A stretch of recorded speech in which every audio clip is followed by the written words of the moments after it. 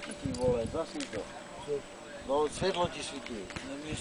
Pičo svítí, tak to zasni. A ty nenatáčaj. No, dívej se, pičus. Pičo, otravný, vole. Dívej se. Když se nedaří, tak tady prudíš, vole. Rozetka. Co tam máš přehřaty? Tady předej. Ne, řetěz vypadá.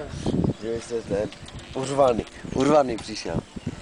Kurva, to se nějakého vola tam dal ještě k těm koním. No. Ne, vypadá řetěz. Není, vole. Co bude plačí?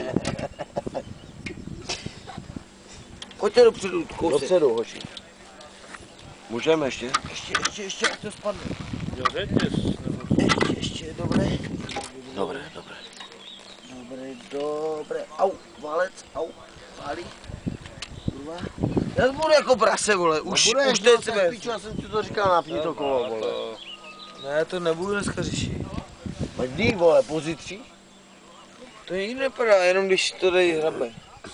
To proč jdeš s takým bachrojem, pičo, proč si ho tam dáváš, vole? Když je to kamera. No je to prase tlusté, pičo. I trnica, vole. A ty si načepoval to pivo? Já ho načepuji, vole. Už si ho načepoval? Jauda? Ty ho načepoval? No tak spravíme řeťázek. Nedrž. Patrik! No tak stojí. Nemusí držet. Ale já musím.